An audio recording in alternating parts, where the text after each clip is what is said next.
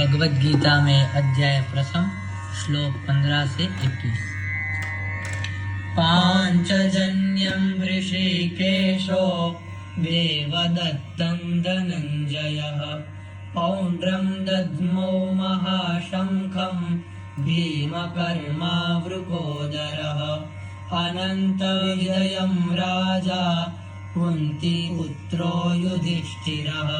नकुलः सहदेवश्च सुघोषमणिपुष्पकौ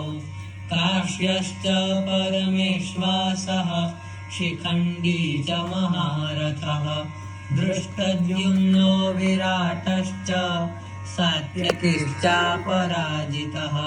द्रुपदो द्रौपदेयाश्च सर्वशः पृथिवीपते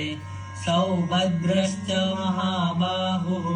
शङ्खान् दद्मुः पृथक् पृथक् सघोषोधार्तराष्ट्राणां हृदयानि व्यदारयत् नभश्च पृथिवीं चैव तुमुलो व्यनुनादयन् अथ व्यवस्थितान् दृष्ट्वा धार्तराष्ट्रान् कपिध्वजः प्रवृत्ते शस्त्रसम्पाते धनुरुद्यम्य पाण्डवः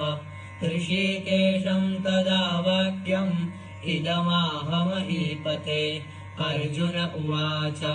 सेनयोरुभयोर्मध्ये रथं स्थापयमेच्युत।